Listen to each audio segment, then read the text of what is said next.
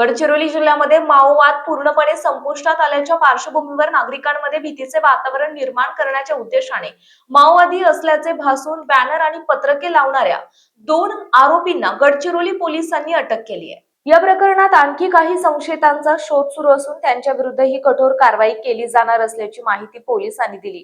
Gadchiroli police दलाने गेल्या काही वर्षात सातत्याने राबवलेल्या ऑपरेशन अंतिम प्रहार या विशेष मोहिमेमुळे जिल्ह्यातील माओवादी कारवायांना पूर्णविराम मिळाला असून पोलीस अभिलेखावर एकही सक्रिय माओवादी शिल्लक नसल्याचं प्रशासनाने स्पष्ट केलं।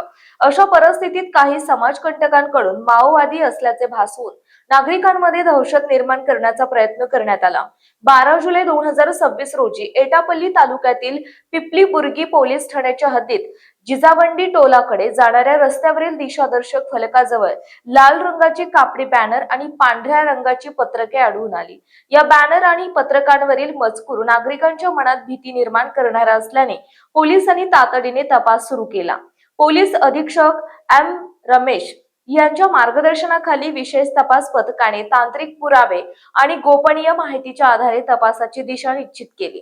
त्यानुसार शिवा अनिल मिस्त्री यांनी माओवादी असल्याचे भासून नागरिकांमध्ये दहशत निर्माण करण्यासाठी बॅनर आणि पत्रके लावल्याचं निष्पन्न झालं। या प्रकरणी पिपलीबुर्गी पोलीस ठाण्यात भारतीय न्याय संहितेतील विविध कलमांसह बेकायदा कृत्य प्रतिबंधक कायदा आणि महाराष्ट्र पोलीस अधिनियमांतर्गत गुन्हा दाखल करण्यात आला असून दोन्ही आरोपींना अटक करण्यात आली आहे। या कटात सहभागी इतर आरोपींचा शोध सुरू आहे।